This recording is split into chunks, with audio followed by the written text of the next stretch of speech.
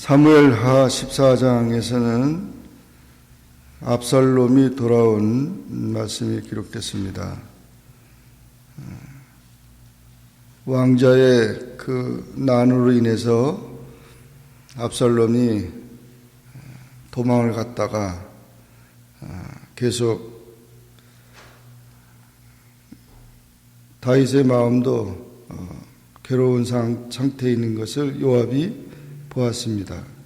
수레의 아들 요압이 왕의 마음이 압살롬에게 향하는 줄 알고 그랬는데 결국 이 압살롬이 그렇게 암놈을 죽이고 그렇게 도망을 갔지만 다윗의 마음에는 이 압살롬에 대한 그 마음이 지독했던 것입니다. 마치 자기가 그와 같은 다윗의 심정, 자기가 간음죄를 짓고 살인죄를 지은 것 같은 그런 느낌을 가져서 과부가 과부 사장한다고 죄인의 심정을 가지고 그렇게 마음을 가졌는데 그것을 오히려 요압 장군은 자기 기회로 삼은 겁니다. 그래서 압살롬을 데리고 오면은 내가 앞으로 이제 다윗의 왕의 후계자가 되고 내 위치가 공개해질 것이다 라는 그런 생각을 했어요. 상당히 정치적인 사람들은 모든 것을 정치적으로 해결하려니까 그래서 드고아에 있는 그 아주 슬기로운 여자, 지금 다윗이 가만히 자기 지내보니까 여자의 말에 귀를 잘 기른다 다윗이. 그래서 보니까 여자의 얘기를 듣고 이렇게 행동하는 게 많다 이런 걸 느꼈던 것입니다. 그러나 옛날의 다윗이 아니죠. 다윗이 자기가 자기 자신들을 돌아보면서 많이 회개하고 있는 그런 모습인데 왕의 마음이 그렇다 해서 그렇게 판단한 것입니다. 그래서 드고아에 있는 아주 미모이면서 아주 그 지혜로운 여인을 미인계를 쓴 거죠. 그래서 왕을 찾아가서 왕에게 얘기를 해라.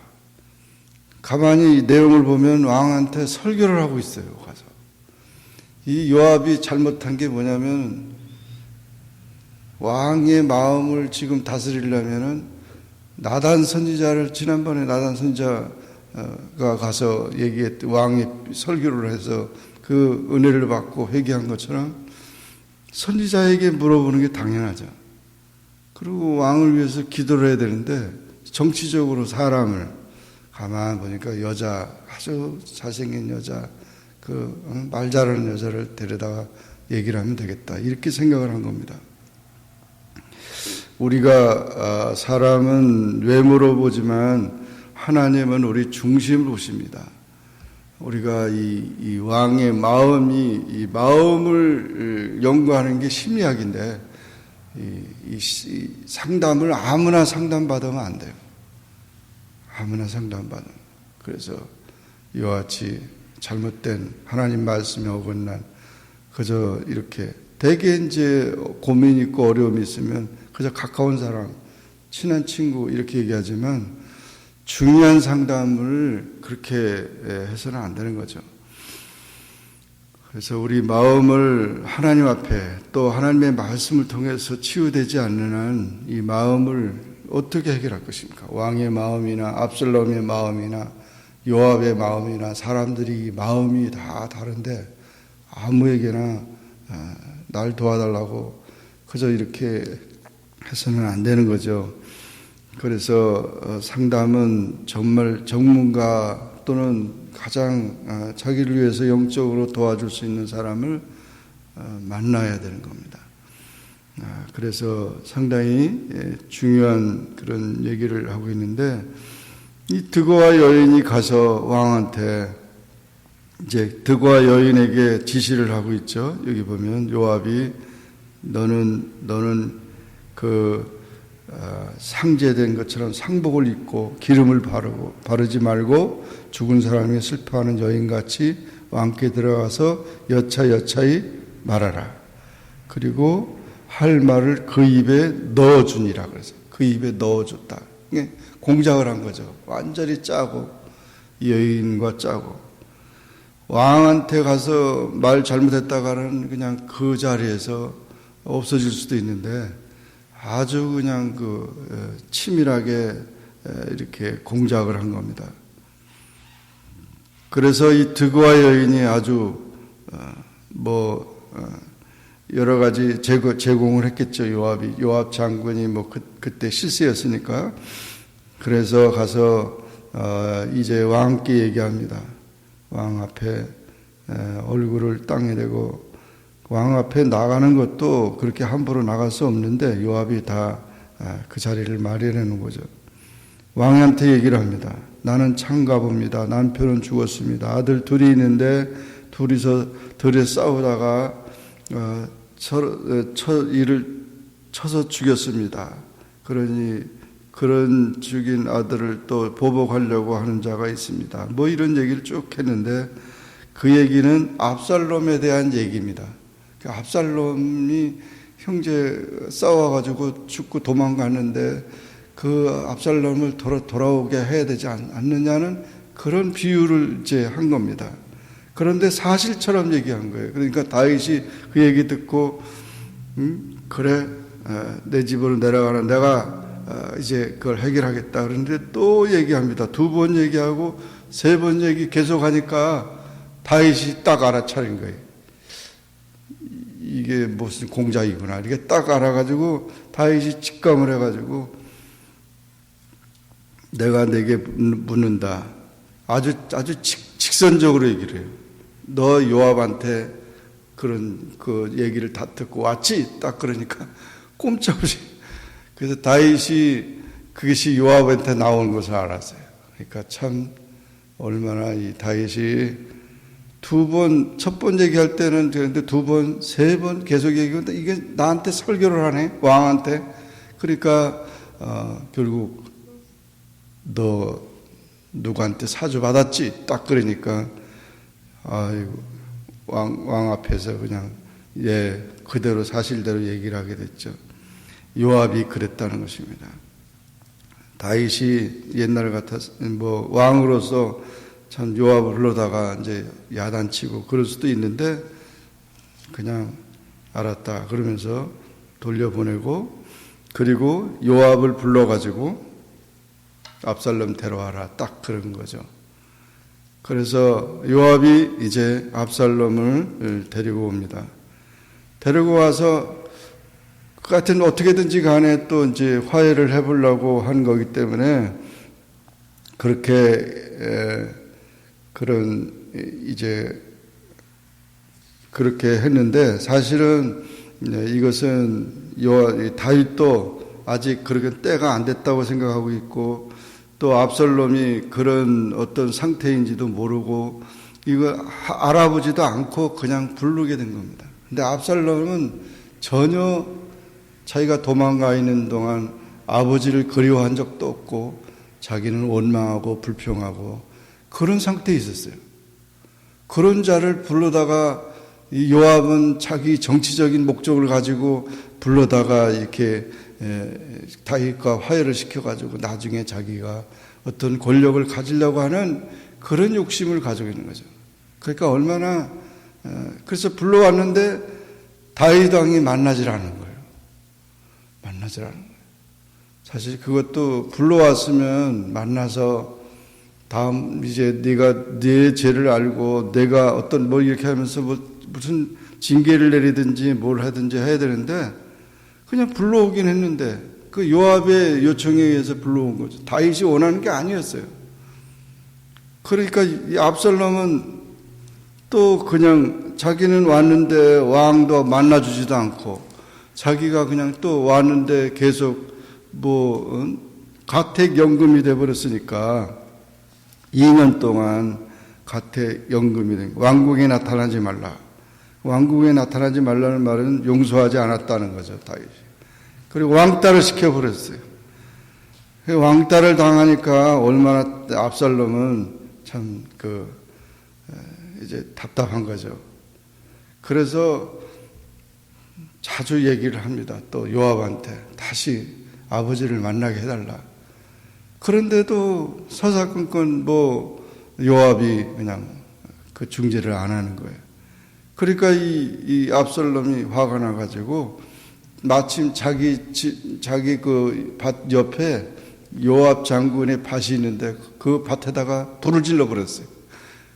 불을 지르니까 그냥 금방 달려왔죠. 그 요압이 달려와가지고 너 왜 내 밭에다가 불을 지르냐? 그랬더니 아니 내가 그렇게 부탁을 했는데 다시 왕을 만나게 해달라고 하는데 왜 만나게 안 해주냐? 이렇게 막 따지면서 심지어는 그런 얘기를 했죠. 여기 보면 내가 일찍이 사람을 보내서 너를 이리로 오라고 청한 것은 내가 너를 왕께 보내게 아뢰게 하기를 어찌하여 내가 그 술에서 돌아오게 되었나이까.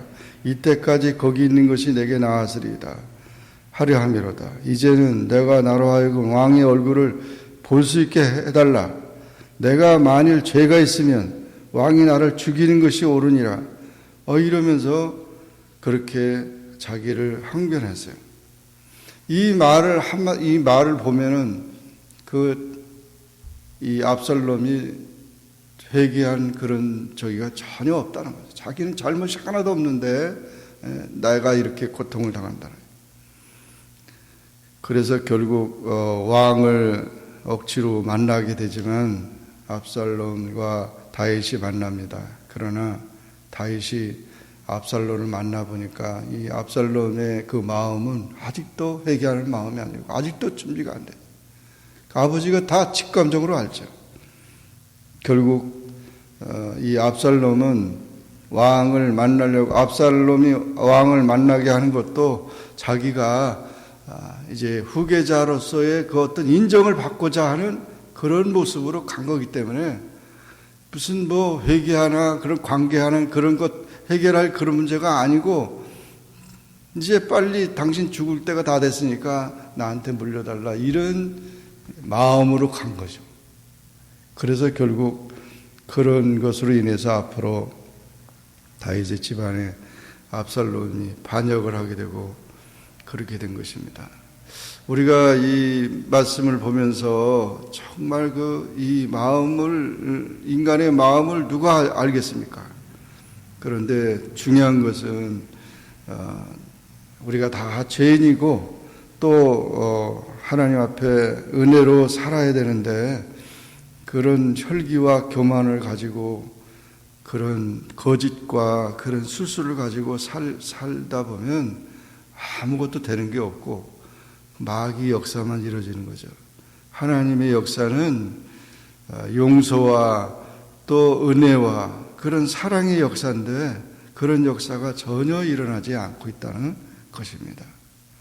우리는 이 압살롬의 돌아오는 걸 보면서 누가복음 15장에 나타난 탕자의 비유를 봅니다. 그 탕자의 비유에서 그 먼 나라를 갔던 아들은 자기 아버지를 생각하고 또 자기 그 잘못된 죄를 회개하고 돌아와서 아버지의 그 은혜 속에 거할 때 그에게 잔치를 베풀고 신분이나 모든 것이 더하는데 예수님께서 그런 비유를 말씀하신 것과 이 압살롬의 그 돌아온 거는 전혀 다른 모습이 나타나죠.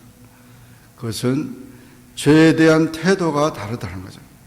그래서 결국 이 압살롬은 아주 잘생겼습니다.